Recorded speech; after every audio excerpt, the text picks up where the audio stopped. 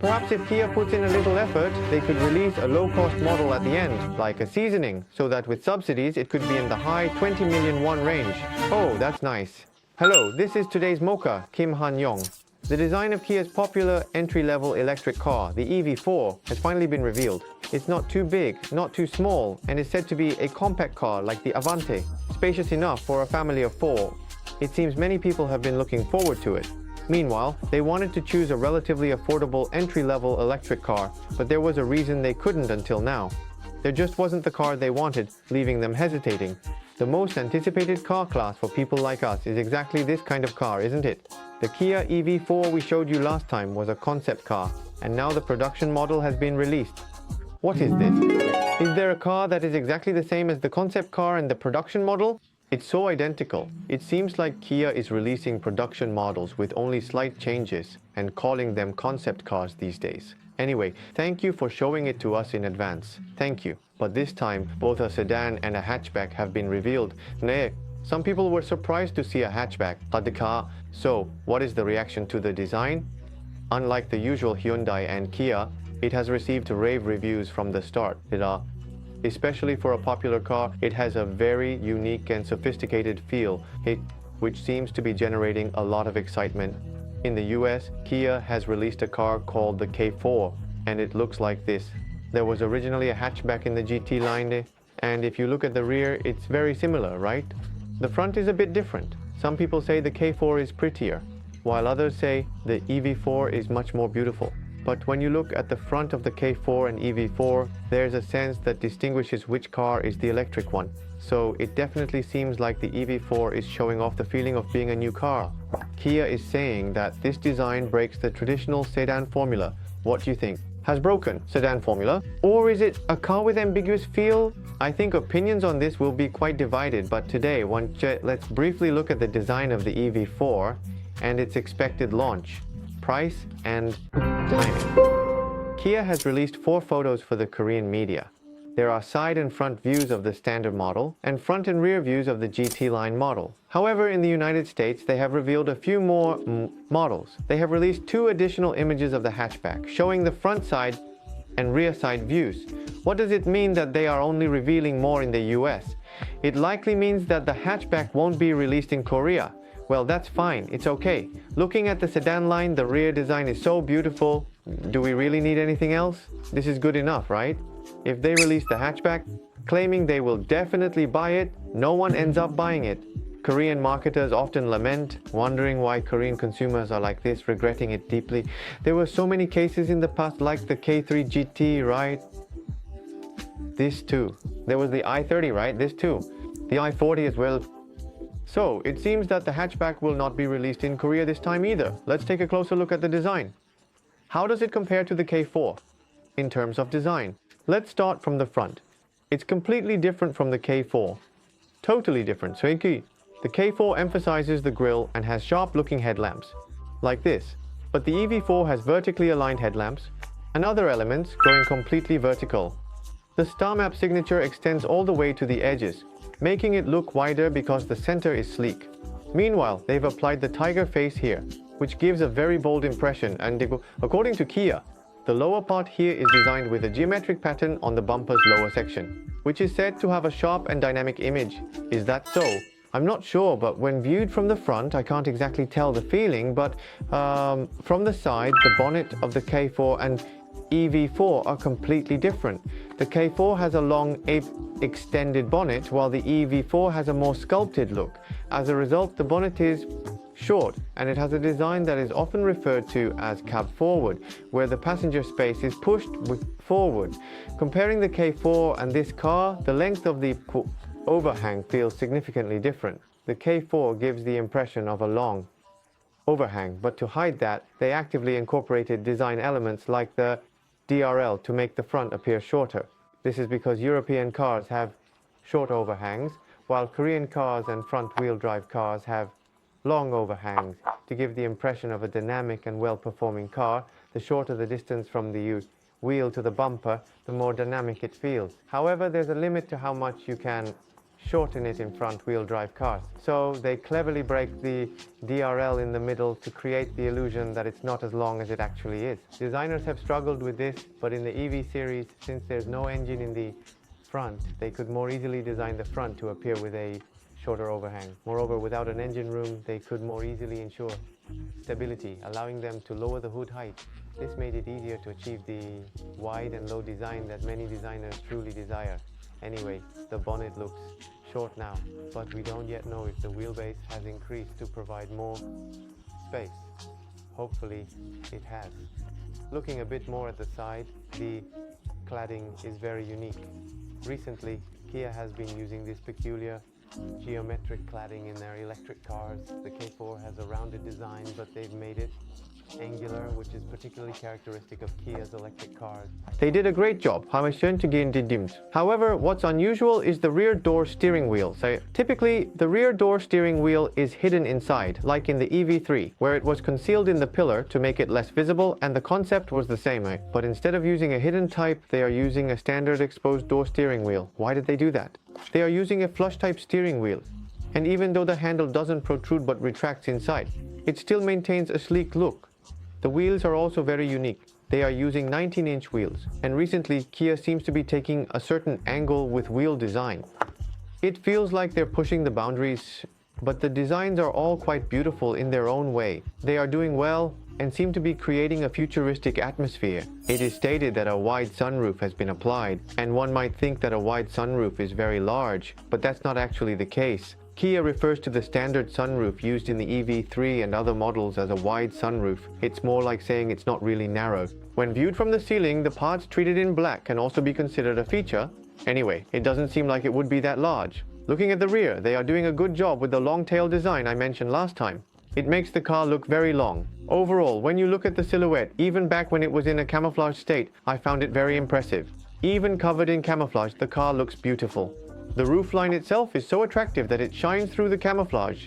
In any case, the long tail design seems to be working very well. This kind of design has already been tested in the US market with the K4. It seems the experiment was successful, as they reportedly sold 11,616 units in January this year. Wow, isn't that amazing? The rear is truly unique. When I looked at the concept, it was really pretty and had a really great feeling of being out of its class. When I first saw it at EV Day, I wondered, what class is this car exactly? Is it in the K5 class? Is it in the K8 class? I remember asking like this. So the rear window is really large. And with this part being so prominent, you can really feel the volume and presence of this area. In the concept, the lamp and its surroundings had a somewhat bizarre feel, but the mass-produced car looks prettier than the concept. Surprisingly, at the top of the rear, there's a roof spoiler that you wouldn't see in a traditional sedan. Yes, it's a roof spoiler, and it sticks out on both sides.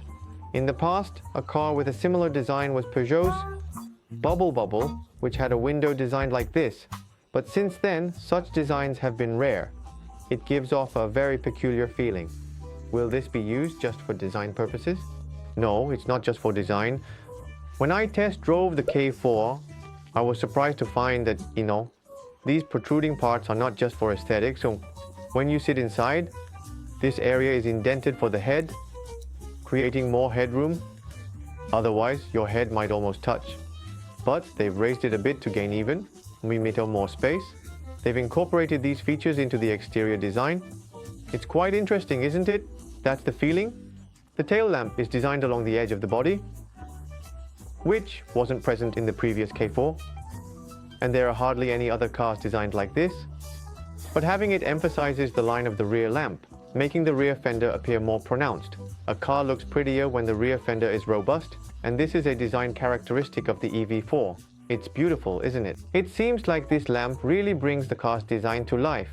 There's also a GT line available, which includes several exclusive design elements to create a more dynamic atmosphere. However, I'm not quite sure what makes it so different. In any case, the front and rear bumpers are shaped somewhat like wings, giving a more solid and sleek impression.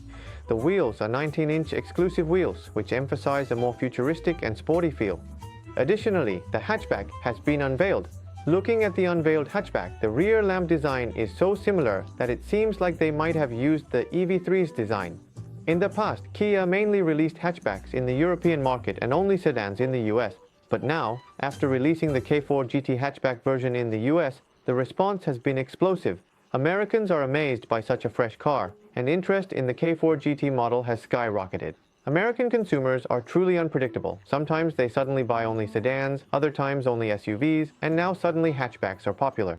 Perhaps because the US market has been so focused on SUVs. Manufacturers have been releasing only SUVs and family cars, so when a hatchback comes out, it feels fresh to them. Looking at the K4 hatchback and the EV4 hatchback now, they look very similar, don't they? The character lines are also very similar, but since the EV4 hatchback is a bit prettier, many people might prefer it. And if you look at the EV4 hatchback, there's this vertical line that stands out. However, it's quite rare to see such a line used in cars. It's almost never used, but if you look inside the EV3, there's a part like this on the door trim. Where did this kind of cutout design come from? It came from the Nova concept. The Nova concept has such lines. So these lines are used as a very important device to create Kia's unique identity. Now what about the interior? This time they didn't reveal the interior. They gave a slight glimpse when it was a concept last time. What does it look like? It looks like this. Hey, what is this? It's decorated like a living room sofa. Is there any part of this that can actually go into mass production? There are probably very few. If there's anything, it might be that the dashboard's border looks like this. This kind of thing might remain. Also, the fact that they are using a table-type armrest without a center console might be similar. And there might be storage spaces below. The table-type center console received a lot of negative feedback in the EV3, so it would be nice if this changed a bit. I think it would be better if it just had storage. And if you look below, there are no tunnels or any devices on either side of the armrest, allowing free passage, which is impressive.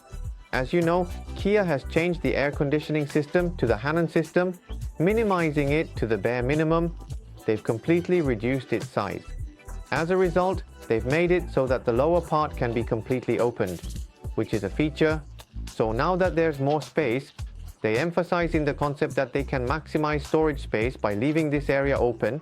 However, no one knows if the production car will come out like this. We need to keep an eye on it. Since it's the 27th, we'll see it soon. So, what's the most important thing about this car? The most important thing about this car is, of course, the price. The EV4 can be considered the electric version of the successor to the K3. So if it's too expensive, people won't buy it. So, I'm wondering what the price of this car will be.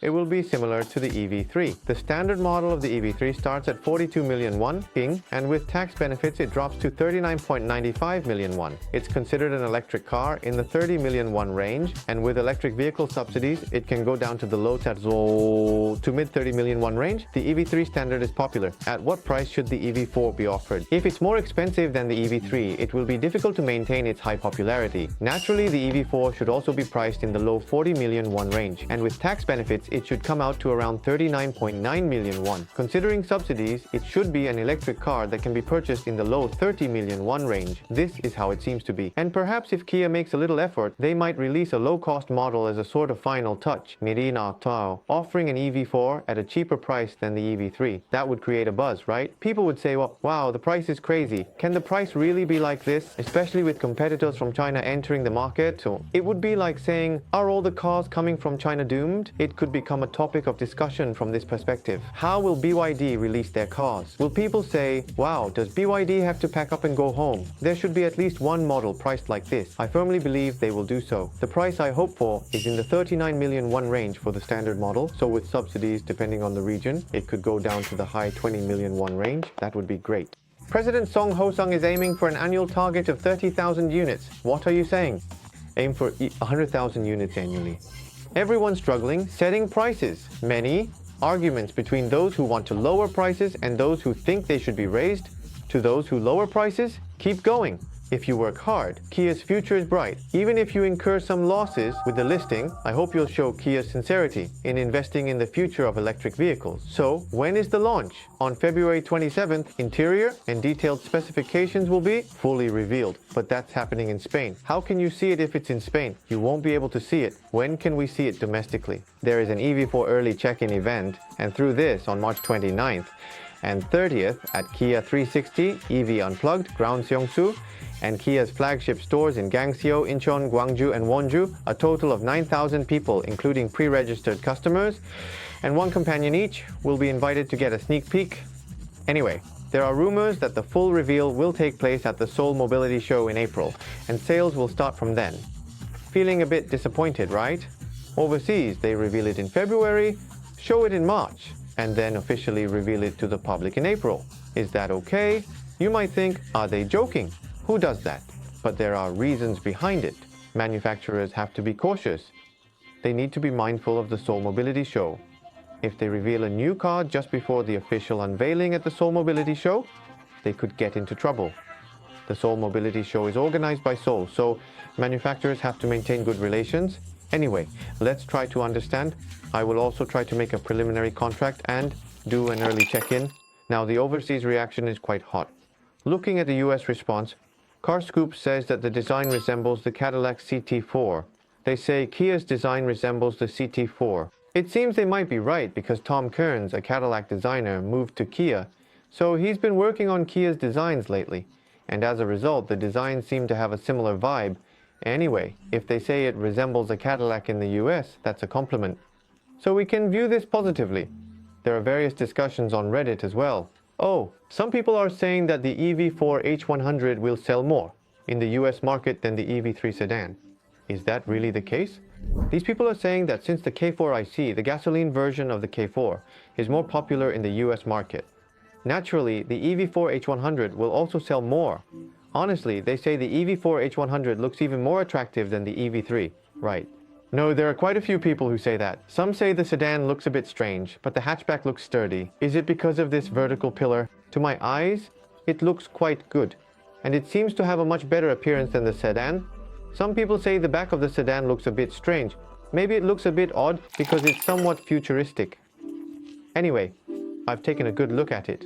The EV4 car will be coming out soon, and until now, there have been set rules like electric cars being large, SUVs, crossovers, or SUVs. This is because Hyundai and Kia were a bit cautious. When transitioning to electric cars, there was a possibility of giving up the excellent margins from existing gasoline cars and moving to electric cars with lower margins. So, to somewhat compensate for that, they had no choice but to introduce segments that didn't exist before. That's why they kept emphasizing cars and segments that didn't exist before. But could our consumers really accept those things? It wasn't easy to accept, huh? And there are reasons why car companies had to keep insisting on curve and SUV forms. This is because a certain amount of battery pack is placed at the bottom, and the body of the car has to sit on top of that battery pack, which raises the car's height, making it often an awkward size to call a sedan. Therefore, to lower this, it is necessary to make efforts to lower all the designs of the car, starting from the battery pack design. As a result, in the case of the EV4, there seems to be a bulging part on the roof, and the front design has been aggressively sculpted.